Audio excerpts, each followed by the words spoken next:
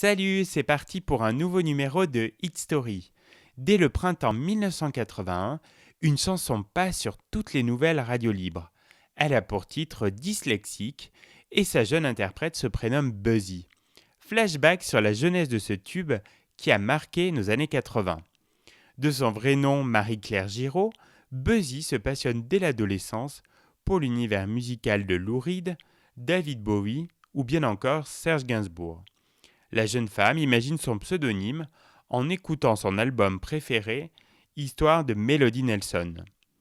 En 1980, elle est engagée pour jouer le rôle d'une punkette dans l'adaptation française de la comédie musicale glam rock The Rocky Horror Show. Cette aventure dure 6 mois et permet à Marie-Claire non seulement de se familiariser avec la scène, mais aussi d'oublier son ancien amoureux, le réalisateur Patrick Schulman, dans les bras de Lucas, le guitariste du spectacle.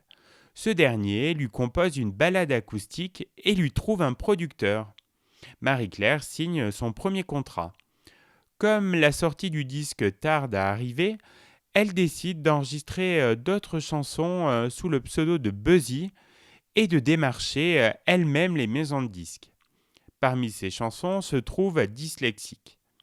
Dans le petit 2 pièces où elle vient d'emménager avec Lucas, elle compose sur un piano de location les premiers accords de la chanson.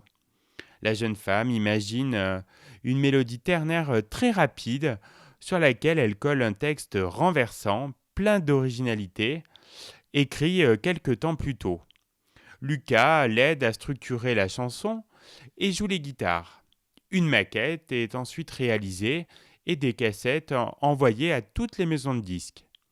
Un jour, lors d'un rendez-vous avec un directeur artistique, elle rencontre Étienne Rodagil qui, séduit par son travail, lui promet de l'aider. C'est ce qu'il va faire en lui permettant de signer un contrat avec le label RCA. Dès lors, les choses s'enchaînent très rapidement. Buzzy enregistre Dyslexique et sa face B, Osmose. La photo de la pochette est réalisée dans une rue de Pigalle par la photographe Liliane Vittori. Le 45 tours Dyslexique arrive chez les disquaires au printemps 81.